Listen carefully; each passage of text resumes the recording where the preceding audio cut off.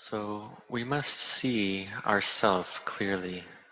We must see that this self of ours is not self. See that this body and mind is ever changing, stressful, and ownerless. And this means to see this, the self truly, to see the true self. So seeing the self, seeing this me and mine, if we see things as me and mine, this means that the mind has delusion, that the mind is lost. We can call this Sakkaya Ditthi, identity view. If we see things as I and mine, this is what we call kilesa, or defilement, obstruction. And three types of defilement or obstruction we can call fetters, things that tie the heart to the world.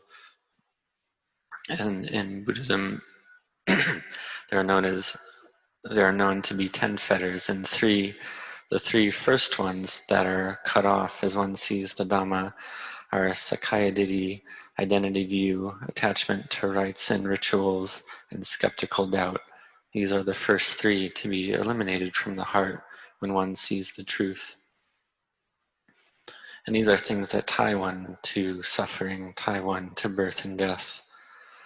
So one sees things as me and mine, you and yours, and this view of things is a very strong view in the heart that's been with us for so many lifetimes. So to see materiality and mentality, rupa and nama, to see them as I and mine, this is the quality of not having correct view, of having wrong view. And Luang Pu Cha taught, he said to see the self. And what does this mean? This means to see all materiality and mentality as anicca, dukkha, anatta, impermanent, suffering, and not self, not a me, not a mine, not an I. And the mind sees not self, and when it sees this clearly, these first three fetters are destroyed. This is the arising of a fruit of Dhamma, the mind knowing clearly, and the mind becomes pure, more pure, and suffering decreases, dukkha decreases. So this comes from understanding rupa and nama, for name and form, materiality and mentality, that they just have this arising, then passing away. So we have wisdom to see this truth and to see the self clearly, that the self is not self. This is wisdom arising. In order to see this, the mind needs to be peaceful. The samadhi, the collectedness, needs to be firm. And a mind that has no samadhi, no collectedness, this means a mind that has the five hindrances present. The hindrances of 1, sensual desire, 2, ill will, 3, sloth and torpor, 4, restlessness and worry, and 5, skeptical doubt. So whatever of these 5 hindrances are present in the mind, they will block the mind or prevent the mind from realizing goodness, from realizing clarity. So whether it's liking or disliking, sleepiness, restlessness, or doubt, when these 5 hindrances, they are arising all the time in our minds to varying degrees. And the mind habitually just follows these 5 hindrances. And when the mind follows the 5 hindrances, then the mind does not meet with goodness and does not realize peacefulness. The mind does not see the light, is not illuminated, and moods cover over the heart. So this liking, when we have liking, the mind simply follows after the liking, just runs after it. And just like the same way with disliking, the mind just chases after this disliking and follows that mood. And the same with sleepiness, the mind just follows the sleepiness and drowsiness. And with distractedness and restlessness, the mind chases after that as well. And the same with doubting, the mind just chases after that. So the mind following these moods and chasing after them all the time, this is the quality of not having peacefulness, not having collectedness. So given this situation, what should we do? One needs a kamatana, a basis for development, a meditation object, in order to make the mind peaceful. So there are many meditation objects that are taught. One is marananusati, the recollection of death. And one should recollect this often, that one is not free from death, that death is inevitable. And we see that all beings must die. And just to reflect for oneself that death is inevitable and one does not know what time or when one will die. Another meditation object is the recollection of the Buddha, the recollection of the qualities of the Buddha. One can recollect the great purity of the Buddha, the great compassion, and the great wisdom. One can also recollect the Sangha, known as Sanghanusati, and recollect how the Sangha, they have destroyed the obstructions of the heart, just like the Buddha, and they have great qualities that we chant in the evening chanting every night. And we can also repeat to ourselves, Bhutto Dhammo Sangho, Bhutto Dhammo Sangho. This is recollecting the Buddha, the Dhamma, and the Sangha, or we can recollect death. And these are just examples. So whether one is sitting, standing, walking, or lying down, one should recollect one's kamatana, one's meditation object. And whether it's repeating Bhutto, Bhutto, or Bhutto Dhammo Sangho, or Bhutang Saranang Gacchami, Dhammang Saranang Gacchami, Sanghang Saranang Gacchami, which means taking the Buddha, Dhamma, and Sangha as one's refuge. And these are ways to help the mind become peaceful. So if one does not have a kamatana, does not have a meditation object, then the mind is busy, the mind is distracted, the mind is not peaceful. One has liking, disliking, hatred, fear, greediness, delusion, and the mind gets lost in all these mind states. And the mind is busy and proliferating and not peaceful. So even we can see, sitting here listening to the Dhamma, the mind can think of various things, think here and there, and the body sitting for a long time can become sore and painful, and then we feel annoyed and restless about this, and we think about it, and the mind becomes distracted.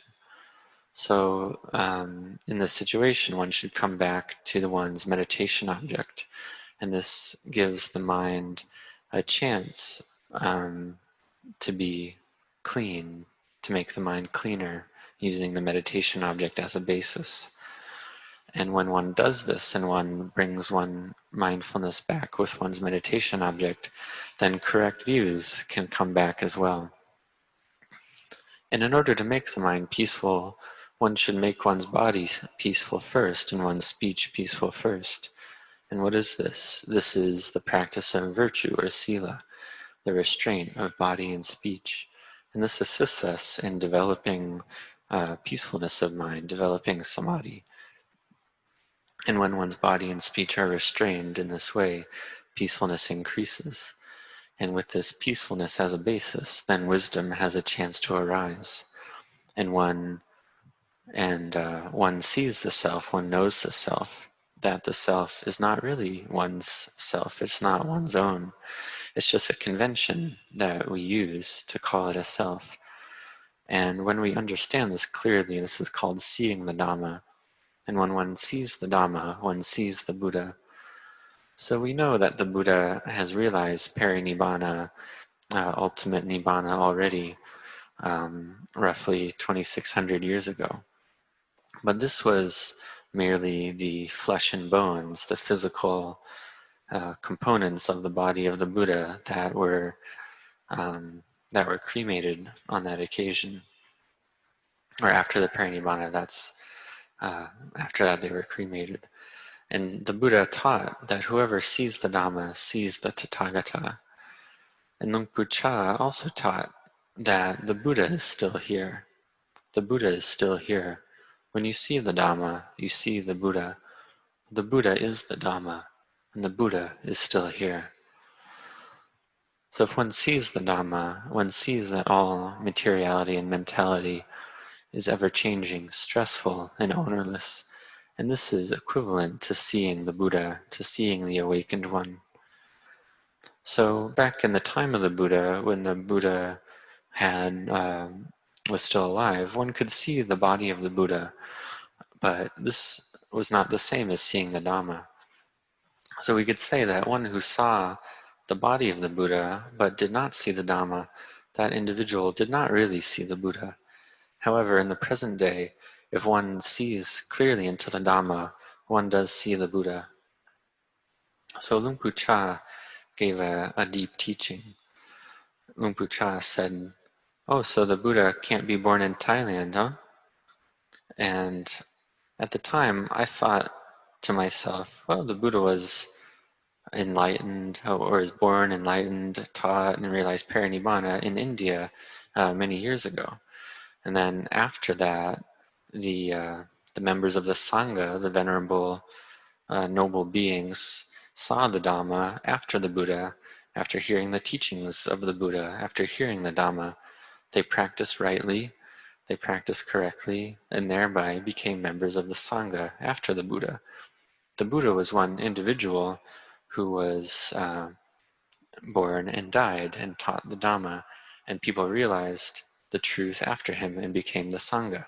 So I saw the Buddha was one thing, the Dhamma was another, and the Sangha yet another. I saw that there were these three things. But Luang Pu Cha said, "Oh, so the Buddha can't be born in Thailand, can he?" And I really thought to myself that the Sangha is not the same as the Buddha. Each of these components, the Buddha, Dhamma, and Sangha, each had its own part. But the Buddha did give the teaching that whoever sees the Dhamma, sees the Tathagata, sees the Buddha. And this is the same thing as seeing the Dhamma, to see the Buddha. And reflecting on this, one sees that seeing the Buddha is not different, is not separate than the Sangha. They're the same thing. One can see that an Arahant, one who has fully liberated their mind and is free from all obstructions, free from kilesas, they are not different than the Buddha, who was also an Arahant. The Buddha had the same level of purity of heart. So a person who sees the Dhamma to the level of realizing Arahantship are not different than the Buddha. Their mind is the Dhamma, is the Buddha. And these three things are not separate, they are one. It is merely a convention to separate them out and call them different things. To say that the Sangha realized the Dhamma after the Buddha, this is just a convention. In reality, it is one thing. We can compare it to a teacher of a subject, of any of the various types of subjects of study in the world. One can take, for example, the subject of medicine. So we can take, for example, one doctor becomes a doctor and becomes a teacher and teaches the subject of medicine. And then that doctor dies. But the teachings of that doctor are still there, so others can come along later on after that teacher has died, study that subject, and they can become doctors as well. So those who practice well see the Dhamma clearly, and they see the Buddha. They practice,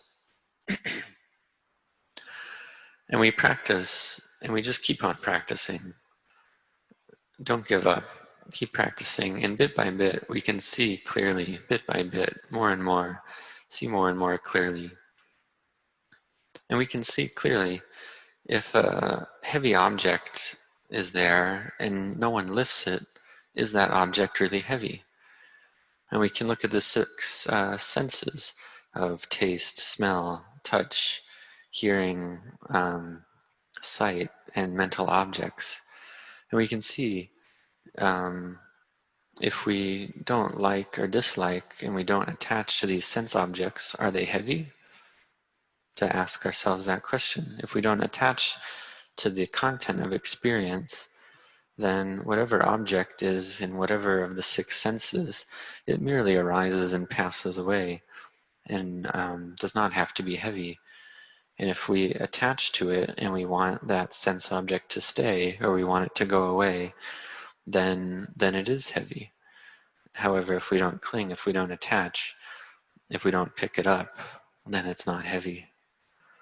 So listening to the Dhamma in this way, wisdom can arise.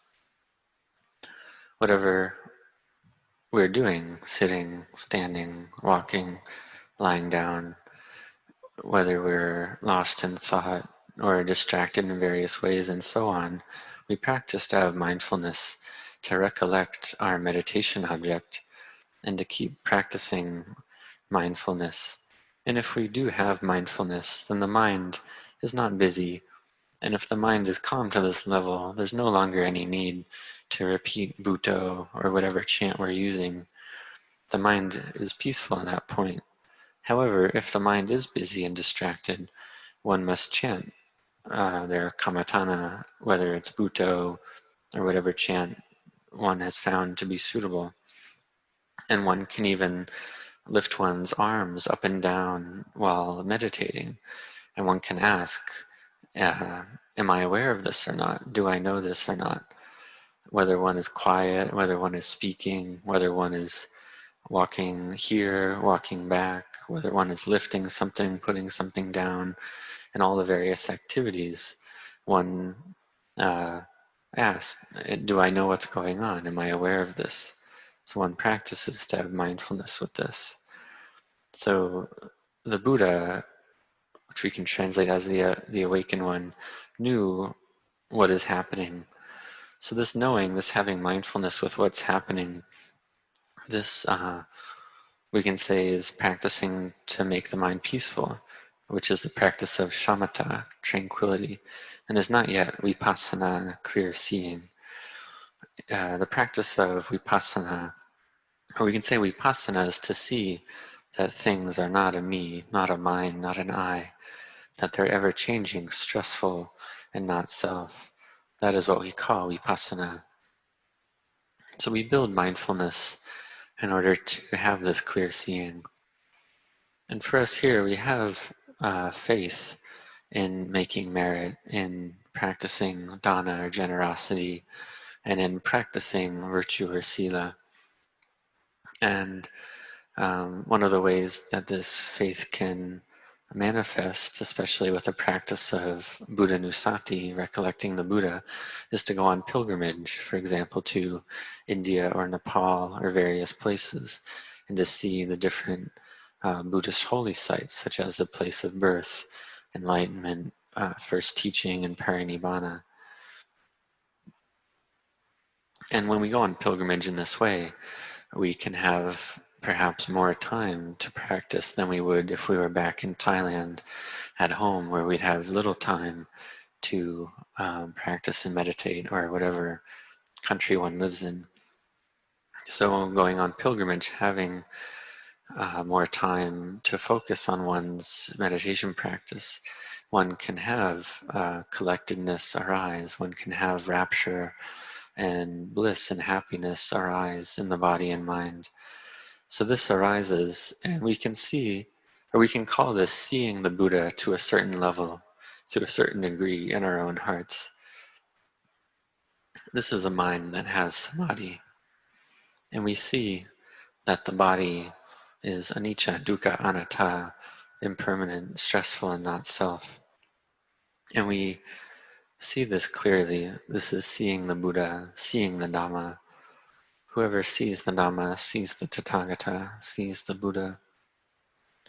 So keep practicing, and this is a way to give solace to one's heart, to give a refuge to one's heart. So may you keep on in your practice. May you have growth and development in the Dhamma and in your lives. May you keep practicing well. May you all be well. May you all grow in blessings.